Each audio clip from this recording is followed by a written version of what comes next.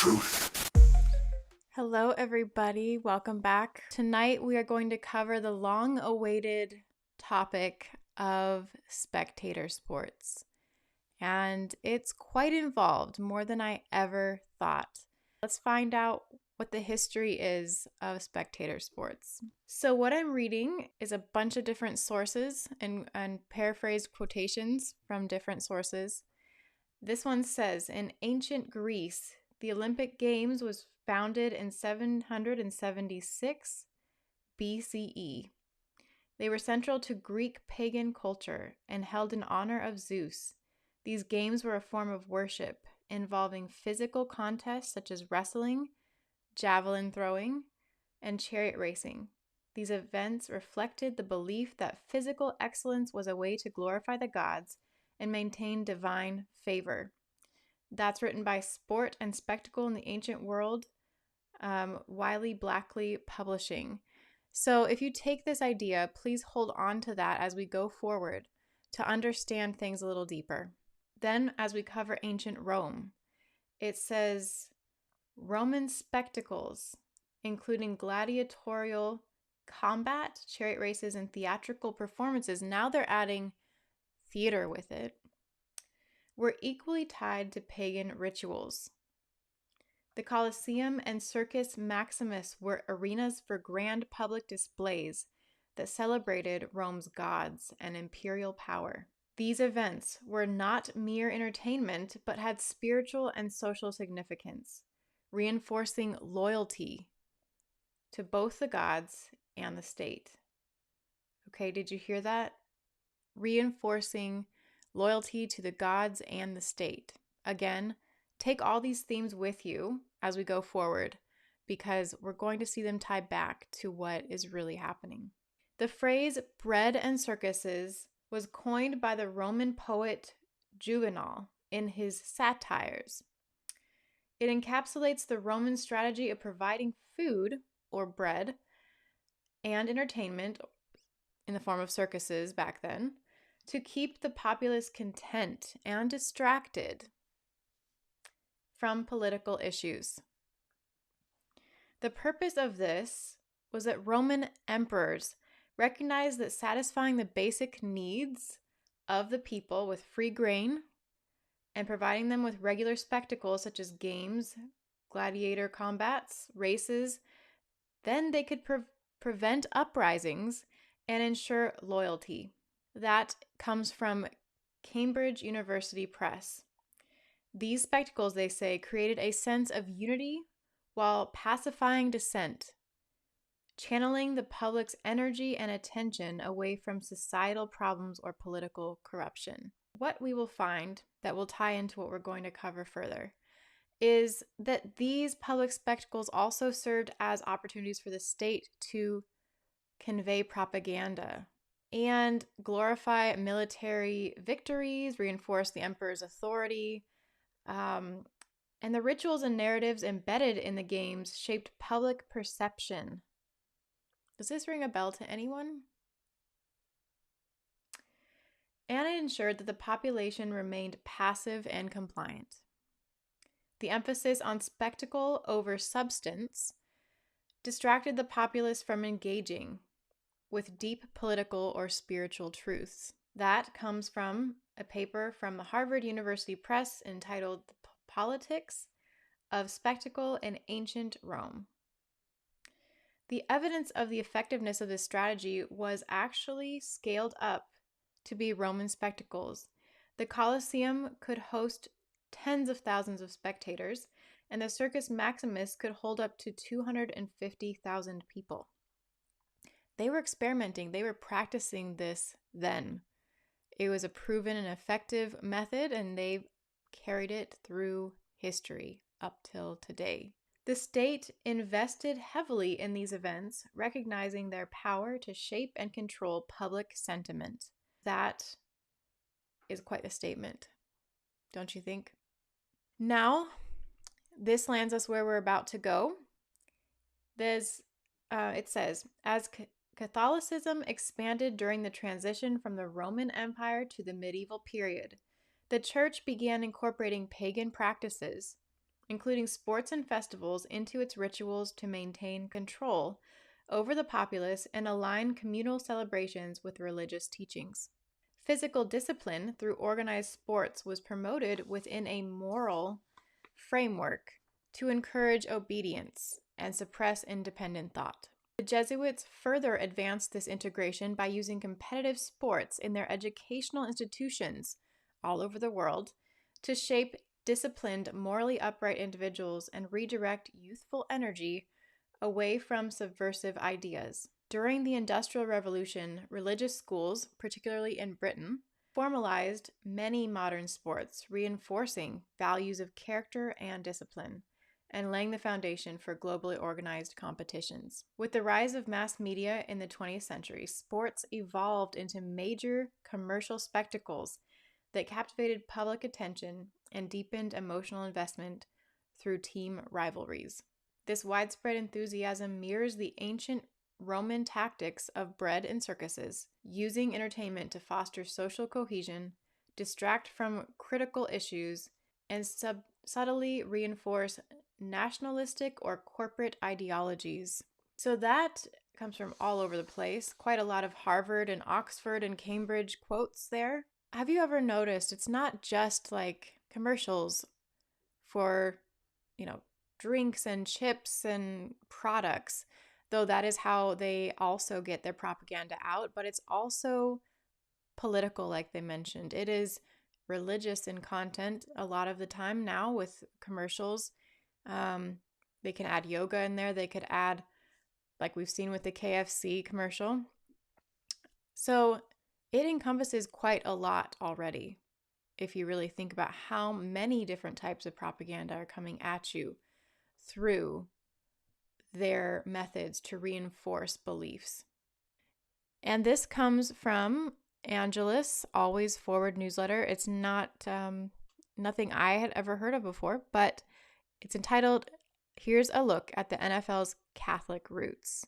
This writer opens it up by saying, "My own parish priest, a Los Angeles Rams fan, jokingly referred to Super Bowl Sunday as a holy day of obligation. And that's what it feels like for many Americans. As fans prepare to watch the Rams take on the Cincinnati Bengals in the Super Bowl at Los Angeles SoFi Stadium February 3rd, Catholic viewers may not realize how much their fellow believers have been involved in the history and success of American football. Here are just a few Catholics without whom the National Football League and the Super Bowl might not exist." These are one of the extreme fans dressed. And they start talking about Vince Lombardi. The winner of the Super Bowl gets the Lombardi Trophy, named for one of football's most beloved figures and a devout son of the church. Born into a Catholic family of Italian descent in Brooklyn, if it's a big deal that this guy, Vince Lombardi, has a trophy that the Super Bowl winners get, then it's his life and his legacy is quite significant to the Catholics and the ties to football. Another one, Timothy Mara. He's one of the founders, if you look here, one of the founders of the NFL. When he died, his eulogist kept pointing out he was the last of the old school sports team owners, a throwback to football's leather helmet era. This is actually very interesting. He also was a bookmaker and a regular at the Saratoga Race Course in Saratoga Springs, New York. So bookmakers, of course, are those who take bets for gambling on or betting on games. And so we will see that that is also, of course, quite the pattern. The point is that it's quite embedded, very much embedded in their structure. It's a holy day of obligation. It is something that they highly recommend or suggest or advocate for, to be honest, because it is so tied with its roots in Catholicism. Here's why it matters a little bit more. It says, "It is well known that Pope Francis, in his speech to fellow cardinals in the General Congregation to elect a new pope, recalled the passage from Revelation where Jesus says, 'Behold, I stand at the door and knock. The image that came to his mind, however, was not typical. He imagined Jesus standing inside the church at the door and knocking, wanting to get outside into the world to be with people where they were living their lives. The church is taking a significant step in this direction with the publication of its first major document about sports. This document attends closely to what happens to the human person in the context of playing sports and asks what leads to his or her integral development or to diminishment and desolation. It also considers the impact of sports on society, the pursuit of the common good, and the unity of the human family. While the document is outward looking, one of the surprising features for many readers may be the parts about play and sport as a dimension of the cultural and theological heritage of the church. It is important to note that the respect to play and sport, as experienced in the history of the church, it is a lay people who are the principal actors. Lay people played games and sports on feast days, all right? They're admitting it, on feast days throughout the medieval period, where the students playing sports in the humanist and early Jesuit schools and later Catholic schools and are the players and coaches in contemporary contexts in different parts of the world. It is fitting, then, that the document is published by the Dicastery for Laity, Family, and Life, which has responsibility for animating and encouraging the vocation of lay people in the church and in the world.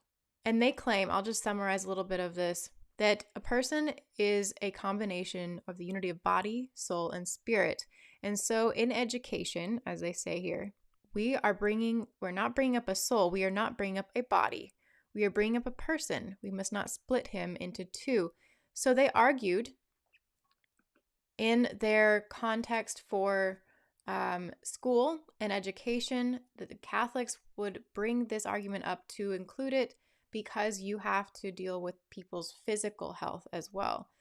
To me, that sounds kind of like a cover-up to bring in these feasts and games that were played on these feast days in antiquity in ancient Rome and Greece and bring them back onto our calendars, back into the public view without them knowing and having them participate.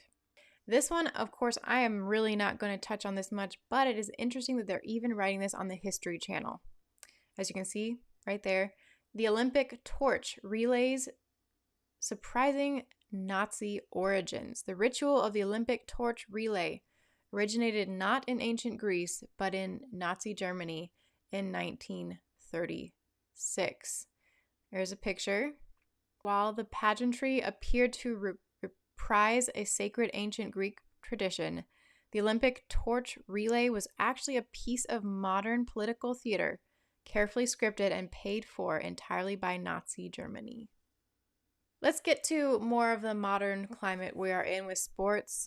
This might be a little bit of an older quote, but this comes straight from Benny Cunningham in the NFL.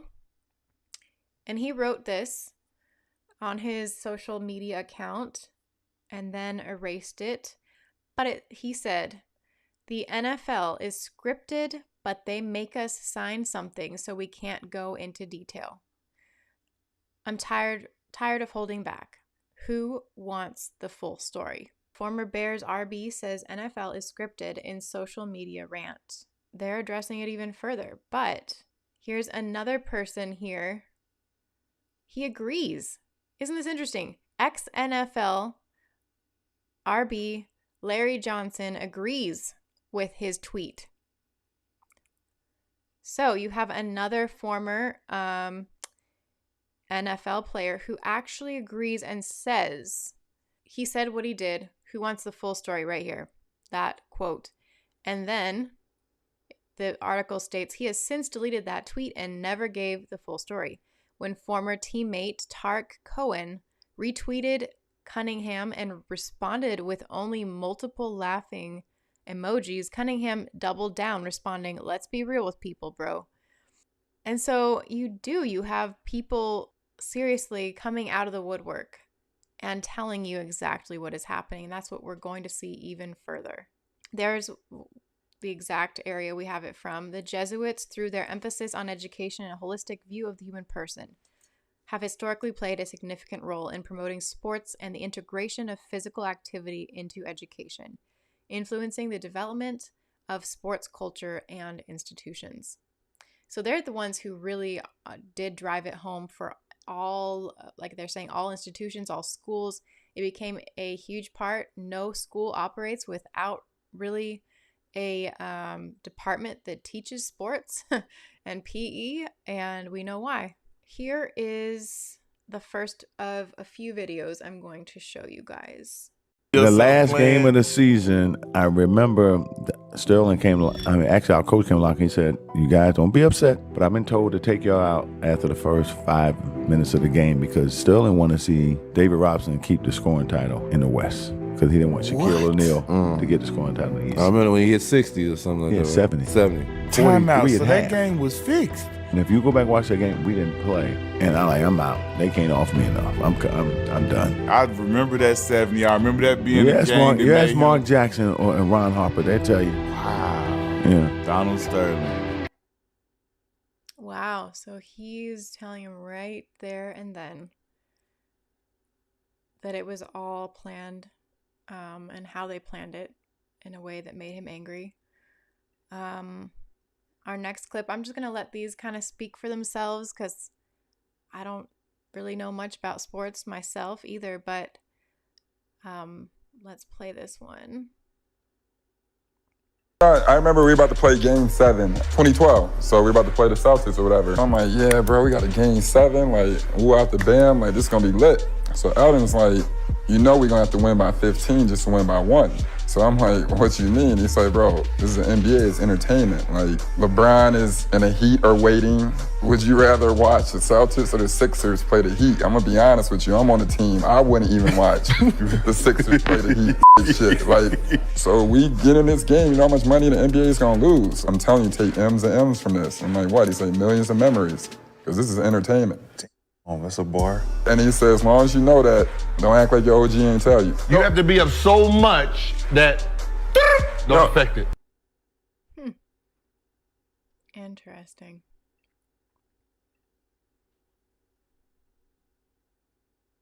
All right. I believe this man's name is Jake Paul here.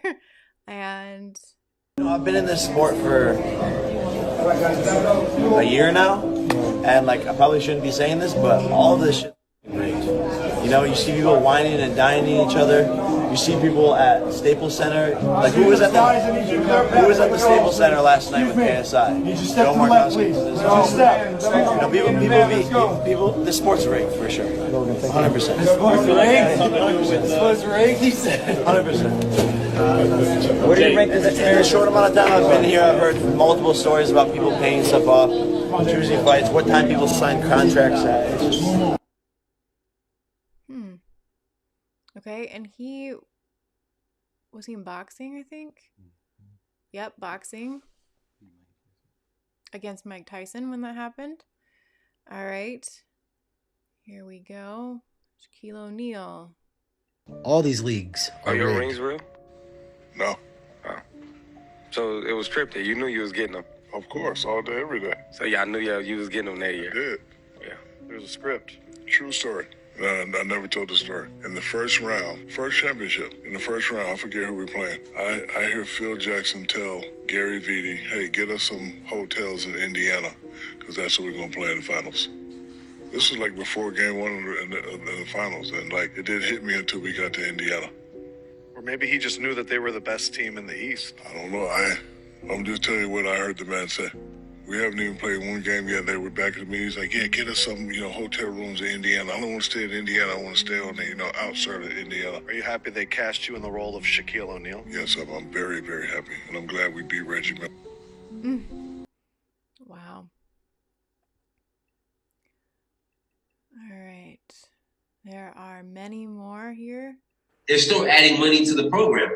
So, and people were like, why are you saying this? You used to play. I'm like, yeah. I said, me speaking about this really goes against me. Like, my annuities and my portfolio is in the NFL. It's under the NFL. So if they go down, my stuff goes down. But I feel like you guys' souls mean much to me. So you can see the bigger picture. So you don't have to argue it Wednesday at 3 p.m. with a fan that's a Patriots fan. Y'all guys cussing each other out.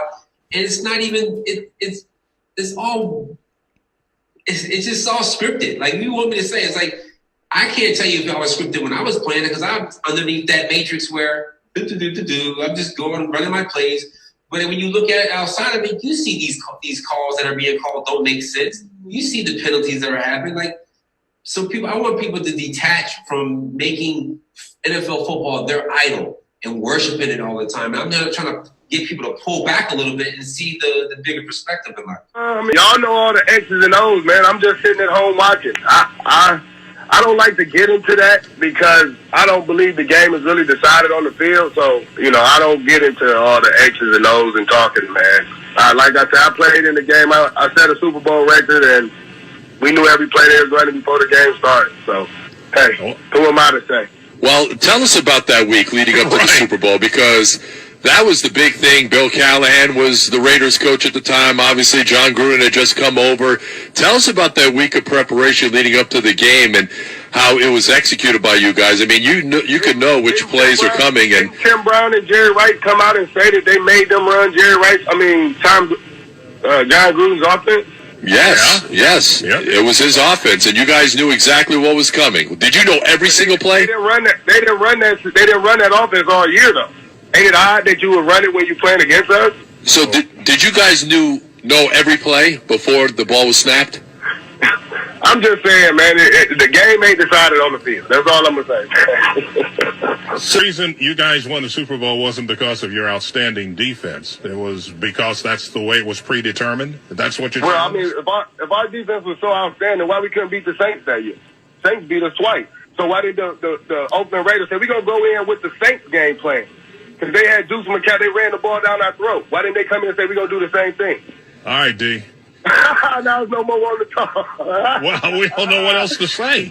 We're just caught off guard a little bit. That's a little bit. To be honest with you. Let's talk about the fact that the Lions made Calvin Johnson and Barry Sanders give back money, but they traded Matthew Stafford when he wanted to be. Yeah, well, hey. Wow.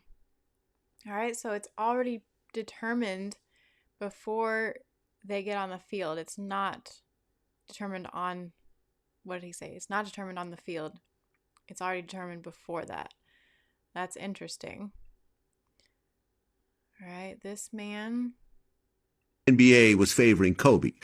Like how clear was the message coming from the NBA to the refs? It was very clear. I'll never forget when Kobe was in a playoff series with the Phoenix Suns, and I forget who the defender was, but they called him the Kobe Stopper, or he referred to himself as the Kobe Stopper.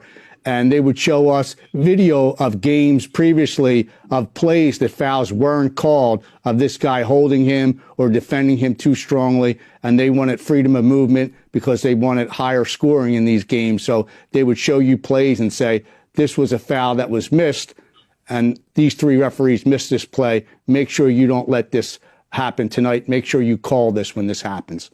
And that's how they would program and train the officials in the next game to have more freedom of movement and have Kobe Bryant have the ability to score more points and do well.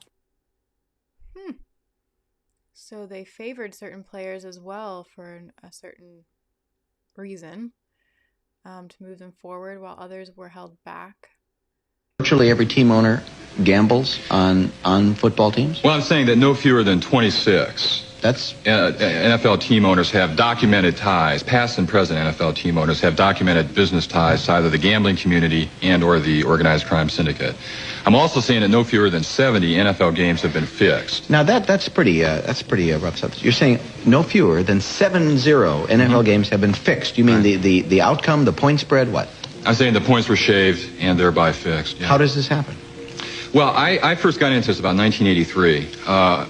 Vincent Persani, who is the head of the Michigan State Attorney General's Office Organized Crime Division, told me, if you're going to do a book about the NFL, Dan, you're going to have to get into this guy, Don Dawson, because he was fixing games. We knew it. I went to my friends and my sources at the Internal Revenue Service, the Organized Crime Intelligence Division. They said Don Dawson was fixing games. I went to the FBI, the Organized Crime and Racketeering Section of the Justice Department, and Strike Force field offices. Everybody told me what Don Dawson was fixing games. At that point, I had enough evidence to print that allegedly Don Dawson was fixing NFL games. He was a major bookmaker in the Midwest. I then went to Dawson, I tracked him down, I jumped through all kinds of hoops to interview him, and when I interviewed him on about the 7th or 8th interview, he admitted to me that he had personally participated in the fixing of no fewer than 32 NFL games. How does that happen? He liked to work with the quarterback. He would go to the quarterback would come to him and say, I need some bread. What's the line on the game this week? And the bookmaker would say, you guys are favored by 6 points. And then the reply was, we're not going to cover the spread. And basically that was it. Now, do you name players? Oh, sure. I name players. And also in 1979, I go into the specifics of 8 fixed games that were allegedly fixed by 2 referees who were investigated by both the FBI and the IRS. And I list the 8 games on page 308 of the book. Yeah. The obvious question, you're talking about all these games being fixed, you're talking about all these people involved, you're talking about going to various agencies and they're saying who the people are involved. Why has this gone uncovered if this is the case? What I'm also alleging in the book is that no fewer than 50 legitimate investigations of corruption within the NFL have been either suppressed or just flat out killed as a result of a sweetheart relationship between NFL security, which is the internal police force within the league, and a variety of federal and state and local law enforcement agencies. I'm a big baseball fan, and I have more respect for baseball right now because of the way it's handled the Pete Rose case in the open and honest manner that it's handled this case than I've ever had before. I have more confidence in baseball because it's handled. Well, how do these investigations get quashed? Basically, the NFL security people, who are all former Justice Department people, will go to their colleagues, their old colleagues in the Justice Department or in these various law enforcement agencies, and they'll say, we can handle this internally. Let us handle internally so that we're not getting all the publicity that we would be getting. And so to all intents and purposes, these investigations I can cite chapter and verse. Again, I cite about 50 in the book. It is a strange sport because it is the one sport where you can go to a game and come away, even if your home team has won, disappointed. Wow. So these people know that they're all doing that. And they can, what I mean is these agencies that are in the government can tell you that this man is actually rigging the game and everything, and they don't mind it. And most of these people are behind him from the Department of Justice. Incredible.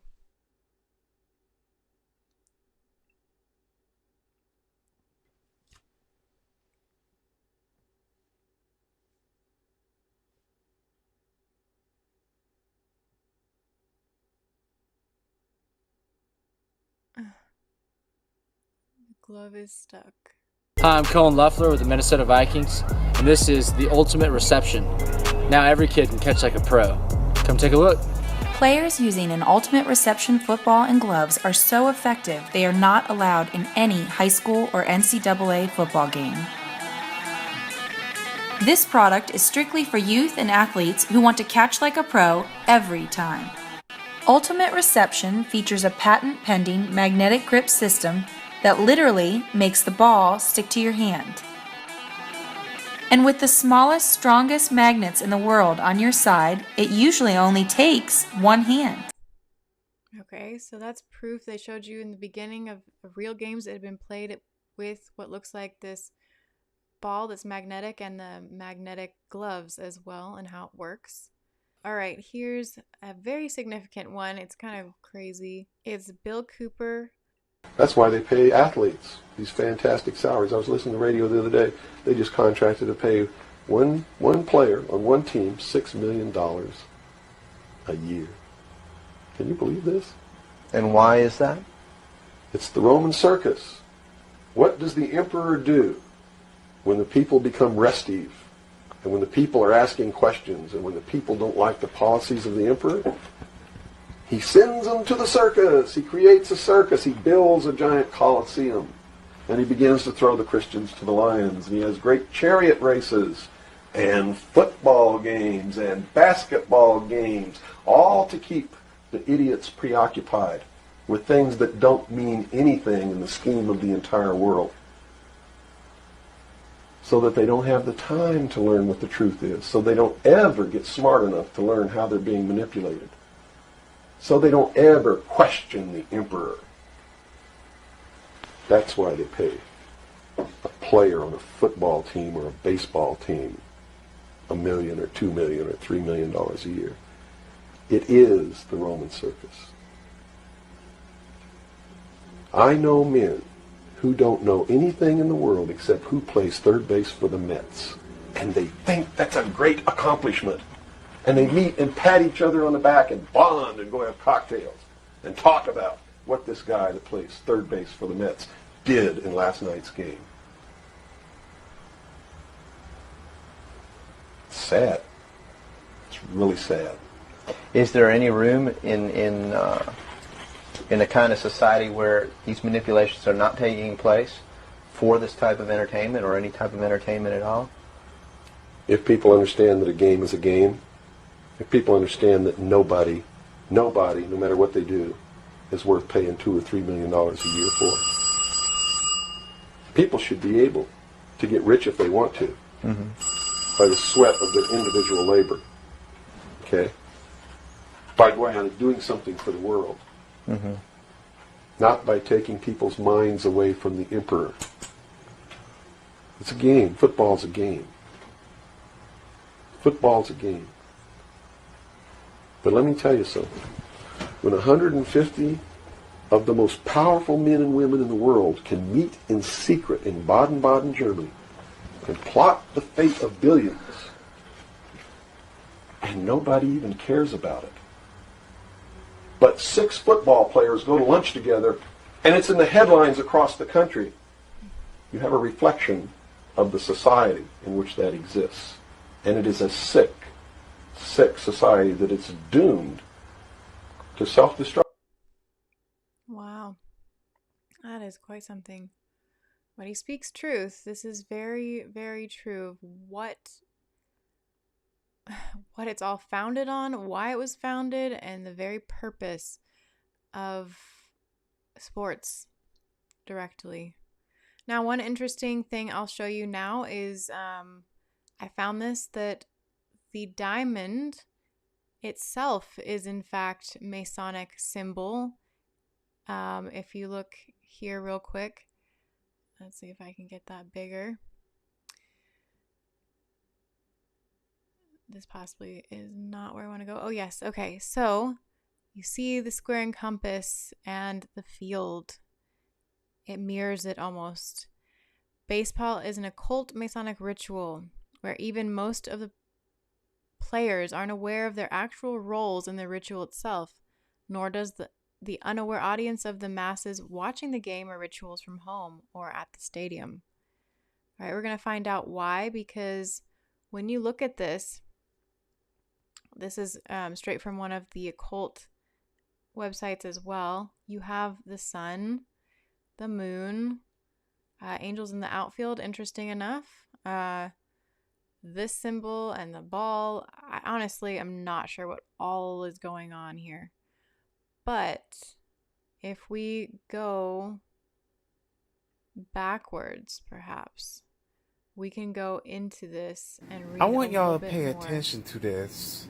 Oops. The baseball field represents the Freemasonry logo. All right, so that's all they had to say. That doesn't really help me.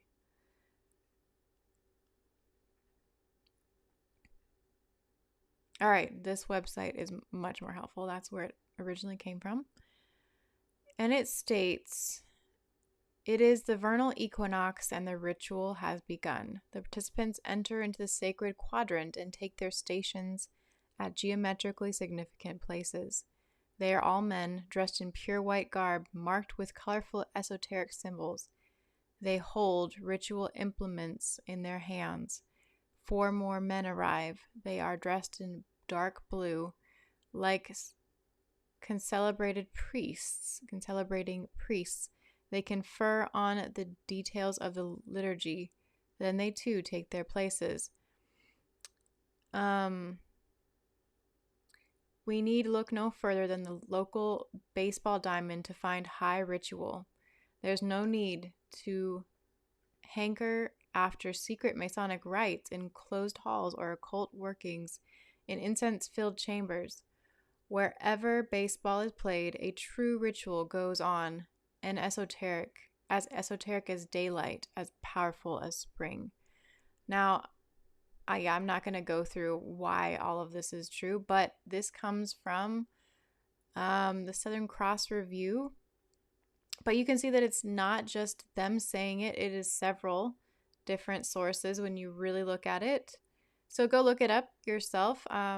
It's not something, I love baseball, but only playing it myself, and that doesn't make it better. But I didn't even know this. So if you want to know more about this, I won't be covering baseball specifically. You can go and look that up. And that finally brings us to a few verses that came to mind around this topic. 1 Corinthians 13:11. And it says, "When I was a child, I spake as a child. I understood as a child. I thought as a child. But when I became a man, I put away childish things." And that is what I believe, especially what Bill Cooper was saying, is exactly that, to keep you distracted, to keep you immature, to make you not develop into an adult who understands what is going on around you, that it's not important, to see past the distraction and be able to then discern, I don't need to have anything to do with this distraction, the childish things they're talking about. And the second verse that I found was 2 Corinthians 2, verse 11. It said, "Lest Satan should get an advantage of us, for we are not ignorant of his devices." And this applies to this in the way that we would perhaps not think of, but if you really do think of Satan's devices, you do have to include, once we know the origins and why the Catholic Church and the Jesuits are all in on this, is to distract, just like he creates distractions and traps for us. So let's not be ignorant and mature within our spiritual lives with Christ. Now that we know, I pray that we would all do this in our lives, and that it would touch our hearts, that this is coming straight from the players' mouths, the Catholics, the Jesuits themselves. We know everything has been unveiled about it. So thank you for watching. Thank you for being here. We love you guys, and thank you for all your support. Again, please like, subscribe, and share, and we will see you next time.